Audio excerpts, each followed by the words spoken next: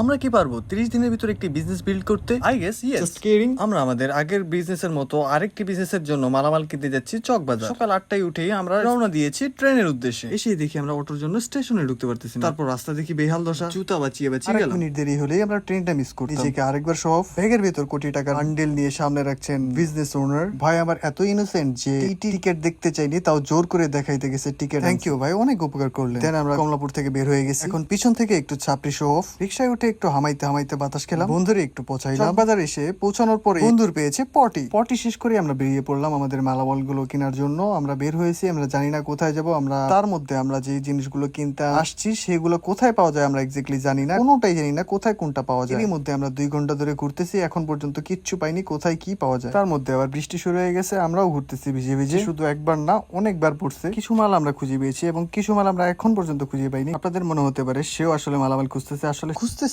কিন্তু গার্লফ্রেন্ডের জন্য। আমাদের কেনাকাটা শেষ, কিন্তু পুরোপুরি শেষ হয়নি, তার কারণ সবকিছু আমরা আসলে খুঁজেই পাইনি। এই জিনিসগুলোই আসলে কিনে আনা হয়েছে চকবাজার থেকে। এখন যা দেখতে পাচ্ছেন এইগুলোই হচ্ছে আমরা যে জিনিসপত্রগুলো নিয়ে আসছি সেগুলো দিয়ে বানানো শো পিস বলতে পারেন। আমি আসলে এক্স্যাক্টলি নামটা জানি না, বাট শো পিস হতে পারে।